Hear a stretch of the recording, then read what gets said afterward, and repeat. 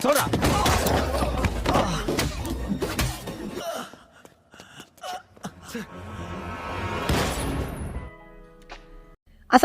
guys, oke kembali lagi bersama Draft Movie Review.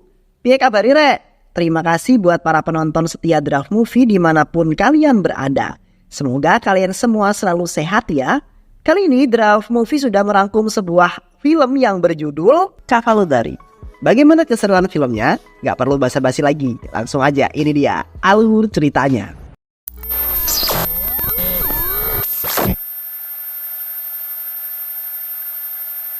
Film ini mengisahkan misteri pembunuhan yang belum terpecahkan selama 40 tahun. Bagaimana kelanjutan dari kisah film tersebut? Mari kita tonton.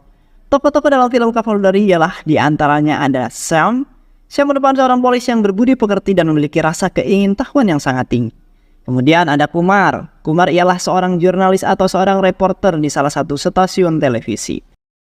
Lalu ada Mutana. Mutana ialah mantan seorang polisi yang menginvestigasi kasus pembunuhan di tahun 1970-an.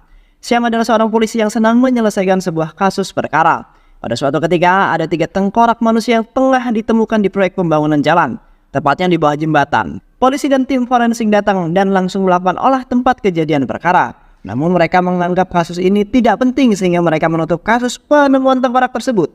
Tetapi Syam masih penasaran dan ia secara bersembunyi-sembunyi menyelidiki kasus penemuan tengkorak tersebut. Pada malam hari ia mendatangi TKP dan di sana ia mendapati ada seorang jurnalis bernama Kumar. Ia marah dan menyuruh pergi si Kumar. Kemudian si Kumar pergi dari TKP tersebut.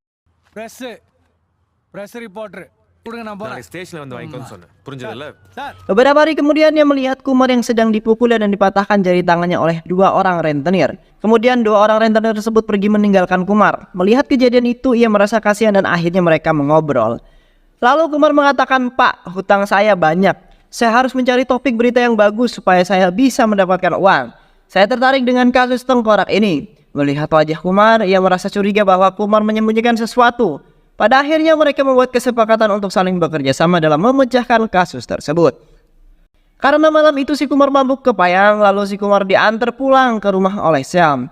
Nah, di tengah perjalanan menuju pulang, si Kumar mengoceh dan berbicara sembarangan menghadap foto politikus yang ada di dinding. Namun Syam tidak mengerti dengan maksud ocehan dan bualan si Kumar.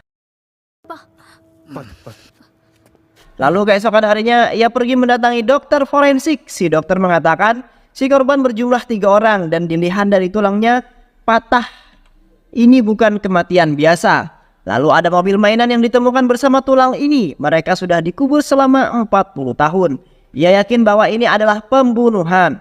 Di sisi lain, Sam pergi mendatangi kuburan di tempat tulang-tulang tersebut dikuburkan. Di sana ia terlihat sedih dan ia terus-menerus memikirkan kasus tersebut. Lalu ia pergi ke penyimpangan gudang berkas kepolisian. Di gudang tersebut ia banyak menemukan kasus-kasus penemuan tengkorak. Ia mencari kesamaan ciri-ciri korban secara signifikan seperti yang telah diungkapkan oleh dokter forensik. Kemudian ia menemukan dokumen yang korban berjumlah 3 orang dengan ciri-ciri yang signifikan yang diungkapkan oleh dokter forensik. Ketiga korban itu adalah Naidu, Lasmi, dan Faide. Naidu adalah seorang kepala departemen arkeologi. Lasmi adalah istri dan Faide adalah anak yang masih berumur kurang lebih 10 tahun. Kemudian di dokumen tersebut juga diperlihatkan sebuah foto Faide yang sedang bermain dengan mobil mainan kesayangannya. Melihat hal itu, Syam memiliki perasaan yang kuat bahwa mereka lah 3 tengkorak yang ditemukan itu. Lalu di dalam dokumen tersebut, polisi yang menyelidiki kasus itu bernama Montana. Ia sangat ingin bertemu dengan Montana, namun tak mengetahui keberadaan Montana. Ia terus membaca berkas hasil investigasi Montana tentang kasus di Naidu. Ia mempelajari keterangan dari para saksi. Yang pertama, pada tanggal 25 Februari 1977 ditemukan mayat bernama Suresh di kantor arkeologi. Si Suresh ditusuk dengan pisau hingga menyebabkan ia meninggal. Suresh adalah tukang pemegang kunci berangkas uang penyimpanan. Suresh yang bertanggung jawab atas barang-barang berharga yang sudah ditemukan. Kemudian yang kedua ialah Ganapati. Ganapati ialah seorang yang bekerja di Departemen Arkeologi di Divisi Penggalian Arkeolog. Ia mengatakan Naidu sudah melakukan penggalian harta karun Kerajaan Vijay. Naidu menemukan perhiasan senilai 1,8 miliar rupiah dan disimpan oleh Suresh. Lalu ketiga ialah Sebastian. Sebastian adalah asisten Naidu selama 10 tahun. Ia juga merupakan orang pertama yang menemukan jasad Suresh. Yang keempat, mobil milik Naidu yang ditemukan di lahan kosong dekat pohon di desa terpencil yang berada di Kunigal. Namun tidak ditemukan jejak Naidu dan keluarganya di mobil tersebut. Lalu pisau yang digunakan untuk membunuh Suresh ada di mobil tersebut dan jejak malam itu Naidu menghilang. Sam berpikir bahwa Naidu dan istrinya terlibat dalam pembunuhan Suresh. Tetapi siapa yang membunuh Naidu setelah itu? Siapa yang mengkhianati Naidu? Pelakunya pasti orang dekat Naidu. Lalu siapa di antara mereka yang berbohong? Pada tanggal 27 Mei 1985 telah ditemukan bukti baru. Lalu kasus ini dibuka lagi oleh Muntana. Namun Muntana tiba-tiba menghilang. Ia harus segera bertemu dengan Muntana. Besok paginya ia mendapatkan kabar yang menyenangkan dari si Kumar. Si Kumar berhasil menemukan alamat si Muntana. Ia langsung menuju rumah Muntana. Lalu mereka berdua mengobrol. Muntana berkata, saat itu negara sedang kacau, terjadi kerusuhan di mana-mana. Saat kita sudah melihat tersangka, kita hanya melihat kesalahan dalam dirinya. Aku sudah tadinya mengira Naidu yang membunuh Suresh, tetapi tidak. Naidu tidak bersalah. Orang yang membunuh Suresh, dia juga yang membunuh Naidu.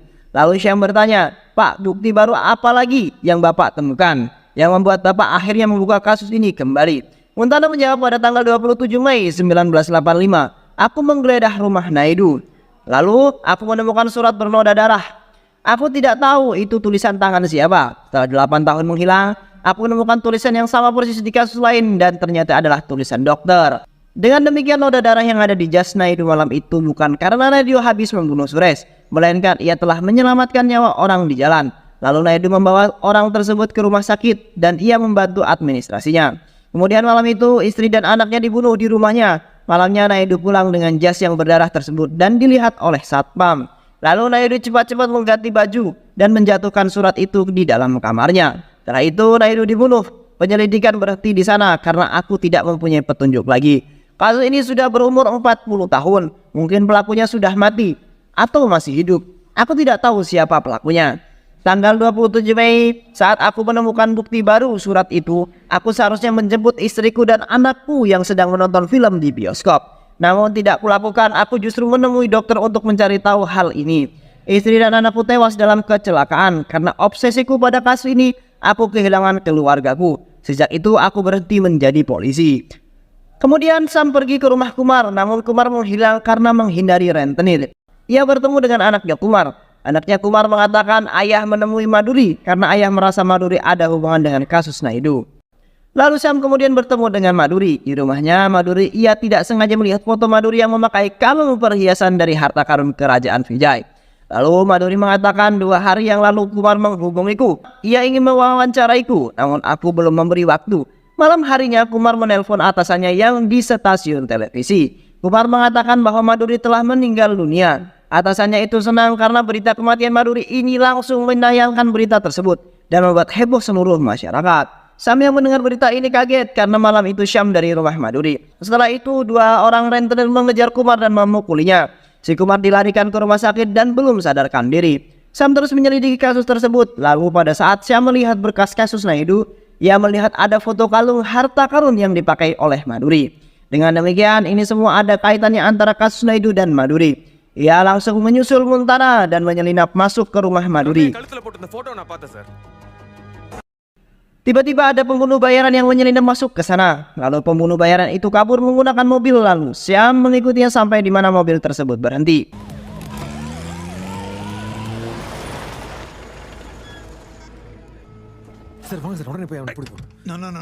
Pembunuh bayaran itu berhenti di sebuah villa yang mewah dan ramai karena ada sebuah acara kampanye. Sam dan Muntana terus mengikutinya. Tiba-tiba Muntana melihat pohon dan ia mengingat bahwa ia pernah ke tempat tersebut. Nah, si Muntana baru ingat bahwa disitulah ia menemukan mobil Naidu dan pisau yang terbakar. Artinya kasus Maduri, Naidu dan tempat ini saling berkaitan. Lalu Muntana bertanya kepada pelayan villa tersebut siapa pemilik dari villa mewah ini. Lalu si pelayan menjawab bahwa si pemilik villa mewah ini adalah Mailur Srinivas. Srinivas ialah merupakan Perdana Menteri baru. Di sisi lain, si Kumar sudah sadarkan diri dari rumah sakit. Saya menjenguknya dan meminta Kumar menceritakan hubungan Maduri dengan kasus Naidu. Lalu si Kumar mengatakan, aku mendapatkan info dari temanku Mailur Srinivas yang menghadiahkan Maduri kalung perhiasan harta karun dari kerajaan Vijay. Srinivas kemudian pindah agama dan ganti nama untuk menutupi jati diri aslinya. Tapi Kumar tidak tahu nama aslinya. Syam percaya dengan kata-kata Kumar, namun Syam merasa ganjal. Lalu Syam mengatakan hal ini kepada Montana. Mereka yakin Srinivas terlibat dalam kasus Naidu. Namun siapa sih Srinivas ini? Syam mendatangi rumah Srinivas 40 tahun yang lalu agar mendapat petunjuk siapa sebenarnya Srinivas dan apa hubungan dengan kasus Naidu. Lalu Syam menemukan barang-barang di atas pelafon berupa buku-buku yang berkaitan dengan agama Kristen.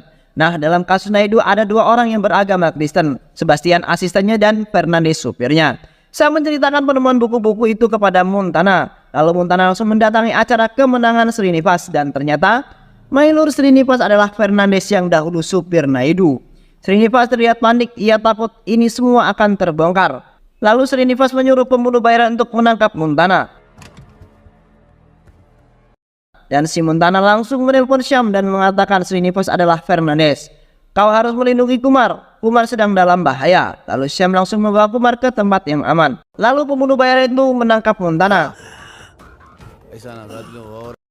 Montana lalu hilang dan disekap di sebuah gudang kosong. Lalu Srinivas datang dan berbicara kepada Montana. Lalu ia mulai bercerita, saat aku menjadi sopir dulu, aku tidak sengaja mendengar Naidu dan Suresh berbicara tentang harta karun perhiasan yang bernilai 1,8 miliar rupiah.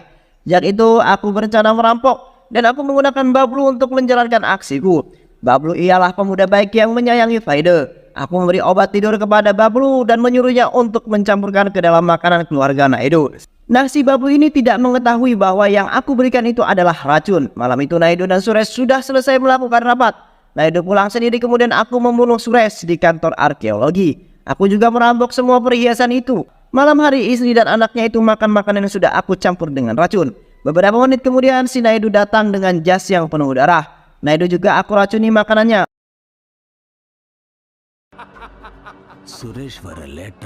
Aku mengubur mereka di kolong jembatan lalu membakar mobil itu beserta pisau itu di Kunigai, tempat yang kujadikan villa sekarang. Setelah selesai pembunuhan mereka semua, aku berencana untuk membunuh Bablu. Namun aku memilih untuk membebaskannya. Bablu dan aku akhirnya berpisah. Ia ingin menjadi jurnalis. Nah, barulah di sini terungkap siapa Kumar sebenarnya. Ternyata Kumar adalah Bablu. Ia selalu berusaha membuka kedokku, tapi ia selalu gagal karena secara tidak langsung ia terlibat dalam pembunuhan ini. Setelah selesai bercerita, Srinivas menyuruh pembunuh bayaran itu untuk menembak Montana. Syam terus mencari keberadaan Montana, namun Syam telat. Pembunuh bayaran itu menembak Montana. Montana sudah meninggal. Syam marah dan ingin balas dendam kepada Srinivas. Karena curiga dengan Kumar, ia menelusuri kasus kematian Maduri. Ia bertemu dengan polisi. Polisi mengatakan, aku menemukan HP Maduri dipegang oleh dua orang rentenir. Lalu Syam mendatangi dua orang rentenir yang sedang dipenjara. Dua orang rentenir itu mengatakan, kami berdua mengambil HP Maduri dari tas Kumar. Kami tidak ada hubungan dengan kematian Maduri. Kumarlah yang mengambil HP Maduri di malam setelah Syam bertemu dengan Maduri. Ia mencari barang-barang yang bisa menjadi petunjuk di kantor Kumar. Lalu ia menemukan jam tangan bertuliskan Babu yang diberikan oleh Naidu.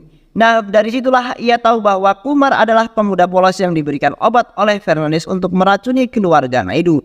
Pada saat itu Syam marah dan ingin membunuh Kumar. Namun Syam menundanya. Ia pergi mencari pembunuh bayaran yang telah membunuh Montana. Ia memukulnya hingga tewas. Syam pergi mencari Srinivas dan mengatakan, aku ingin sekali membunuhmu, tetapi tidak bisa karena kau pasti akan masuk penjara dan kau akan tetap menjadi Perdana Menteri. Lalu Syam membuat kesepakatan dengan Srinivas. Syam akan membunuh Kumar dan ia akan menjadi anak buahnya. Lalu Srinivas sangat setuju dengan kesepakatan itu. Lalu Syam pergi membawa Kumar ke lahan kosong. Di sana ia menodongkan pistol dan memaksanya untuk menceritakan yang sebenarnya. Lalu Kumar mulai bercerita, dulu Fernandes menyuruhku untuk menyampurkan obat tidur ke makanan keluarga Naidu. Namun itu ternyata racun, aku menangis menyesalinya. Kemudian aku memutuskan untuk menjadi reporter. Sudah beberapa kali aku mencoba mengungkapkan siapa Srinivas, namun selalu gagal. Nah, malam itu aku mendatangi rumah Maduri. Aku memaksa masuk ke rumah Maduri untuk menanyakan perhiasan yang dipakai Maduri. Aku tidak sengaja dan mendorongnya hingga terjatuh dan kepalanya terbentur meja yang mengakibatkan ia meninggal dunia. Aku mengambil semua barang yang ada di rumah Maduri, termasuk HP-nya. Sisa merekam pengakuan Kumar itu melalui HP-nya. Lalu Syam pergi ke acara Srinivas. Di acara puncak kemenangan sebagai Perdana Menteri terpilih, saat akan melakukan pidato, Srinivas tersenyum sombong ke si Syam. Lalu pada saat ia meminum sebuah minuman, Tiba-tiba Srinivas melotot dan ia ternyata keracunan.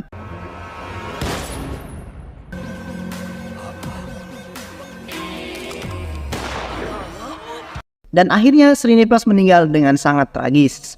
Dan film pun selesai. Baik, itulah tadi alur cerita film dari film Kalafudari. Banyak sekali pelajaran hidup yang kita dapatkan dari film ini ya teman-teman. Semoga teman-teman semua terhibur setelah menyimak alur cerita film ini. Terima kasih sudah menyimak video-video LK2135. Semoga sahabat semua terhibur dan sampai bertemu lagi di video-video berikutnya. Wassalamualaikum warahmatullahi wabarakatuh.